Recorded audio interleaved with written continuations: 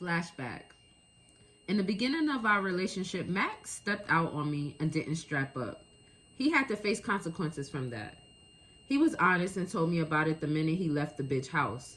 Although I was pissed, I appreciated his honesty. Regardless if he confessed or not, I had a feeling some dumb shit was going on when he didn't pick up any of my calls. Not only that, but his friends or family hadn't seen him that whole day. We found a way to work through it, and 10 years later, we are still together, married, and have an 8-year-old son named Ethan. I usually take the bus to work, but I was just so displaced because I had in my mind I was going to lose my husband.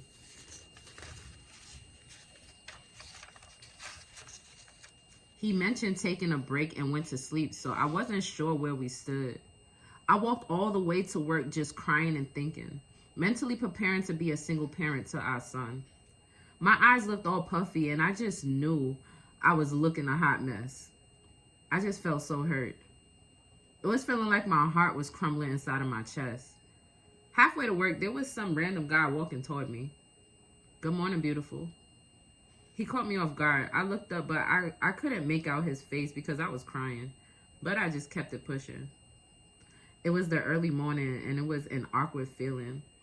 I didn't know if he was going to run up on me and try to kidnap me, so I just walked a bit faster. He didn't, though. Thank God. I knew I couldn't be at work all distraught, so I threw all that emotional shit to the side and went back to being that thug that I am and clocked into work. All the people that fucked with me knew that something wasn't right. I guess I looked as drained as I felt, emotionally and physically. "Why does it look like you've been crying, E?" said Chase.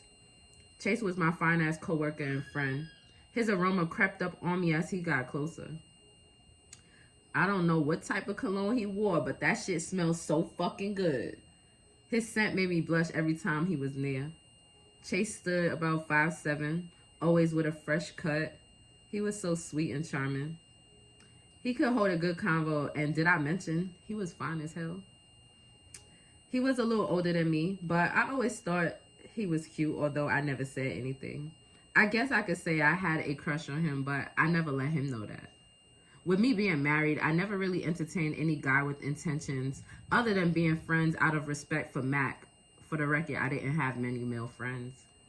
I gave Chase a hug and told him I'll be all right, for him not to worry about it. "E, I don't like to see you like this. You're too beautiful to be crying or to be sad." All I could tell him was Mac had me all the way fucked up. Shaking his head, Chase expressed how sorry he was that I was going through the things that I have encountered in the past few days. He hugged me, then went back to work. I continued to work until it was time to leave. Chase came up to me, hugged, and kissed me on the cheek, shortly saying, "I have been rooting for you and Mac. I love black love, but since he's not doing what he's supposed to do, if you and Mac take a break, just know that I'm here." Whoa.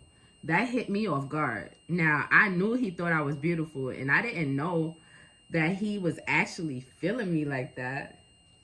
Matt came to pick me up from work. When I slid in the passenger side, he looked at me with a puzzled look. "Why do you look like that?" I didn't answer. "Yo, babe, are you tripping off of what I was saying this morning?" "You hurt my feelings, even shattered my heart. This shit is draining, but thanks for being honest, though," I replied as I wiped the tears that crept down my face. "Baby, I didn't cheat on you. I just wanted to get you mad because I felt the way. I did not touch anyone. I could have, but I didn't." "You could have?" "Okay, whatever," I snapped. I let the situation go. Well, not really. I mean, I didn't keep bringing it up to Mac, but it definitely was on my mind. I was afraid to talk about it with anyone because I felt like they would judge me or make fun of me in the situation. I really couldn't handle being the laughingstock. Therefore, I held it down until I couldn't any longer. Make sure you go get my book. It is called Understanding. This is an introductory book to what I am about to drop. So make sure you go to queenash.com, click shop, click Understanding. It is a digital download. So make sure you go get it so you can hear the rest, okay? Make sure y'all repost the video, okay? Stay tuned for what's coming next. Make sure you go get Understanding and read it, okay? I love y'all.